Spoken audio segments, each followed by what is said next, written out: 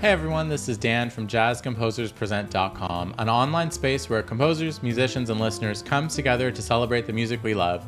Today I'm here with Scott Ninmer, trombonist, composer, arranger, and staff arranger for the President's Own United States Marine Band.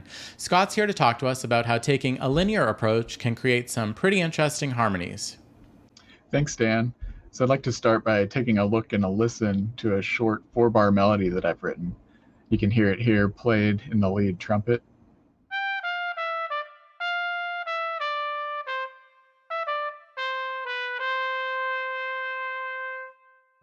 So let's take a look at how I've scored this melody for 8 brass.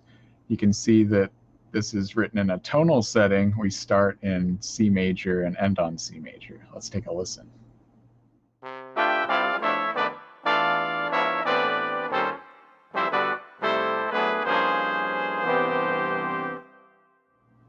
So that sounds nice, but it's very overt in its harmonic statement. So we might want to make that sound a little more transparent. One way to do that is to thin out the texture by using a smaller number of instruments and also getting rid of the bass line. So I've also written this for 4 brass. Let's take a listen to how that sounds.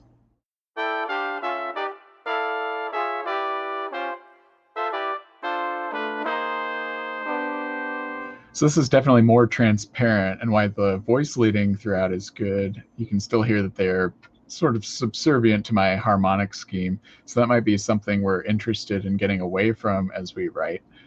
One way we can do that is to essentially leave chord symbols behind and instead focus on only the melodic content of each individual voice and the intervallic interplay between those voices. So let's take a look at an example of this. So in this example you see here, I've written a melody at the top that's just using 5 notes of the C major scale.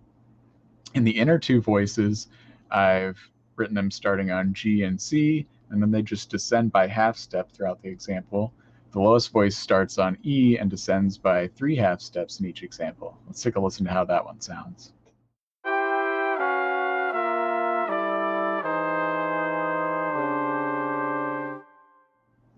So I didn't really have any idea of what that was going to sound like before I just heard it now, but we can hear that we already came up with some interesting sounds. Let's try something slightly different here in the second example. So I've only changed the bass line here. Now it's starting on E flat, and instead of going down by minor thirds throughout, it's going to do that twice, but then jump up a perfect fourth before continuing its minor third descent. Let's hear how that one sounds.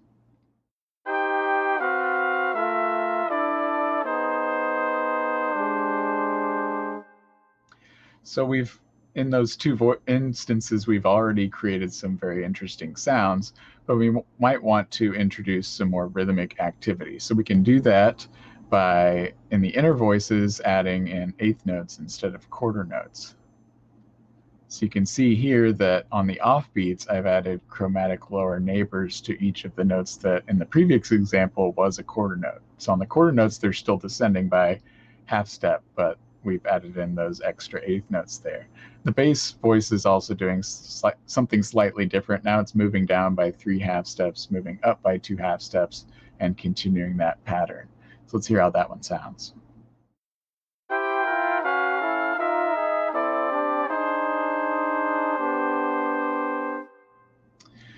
Now we're starting to get more independent with the voices, but I think the middle 2 voices are still more linked than I'd like them to be. So one thing we can do is stagger their rhythms a little bit. And as you can see here, now they're still doing the same pattern, but they're attacking their notes at different times, which is going to create a sense of independence within the voices.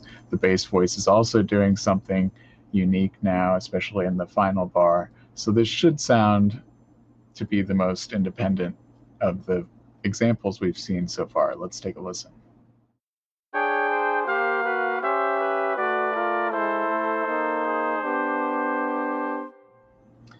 So now we have a variety of sounds in our palette. Let's see how we can apply that to our original example.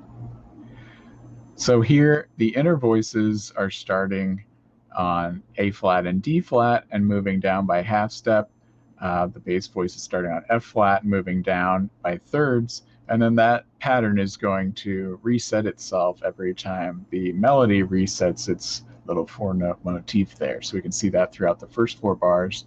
And then the second 4 bars, I present the melody again, this time in a tonal setting, just to show that we can utilize both atonal and tonal settings together in concert with one another. So let's take a listen to that entire example.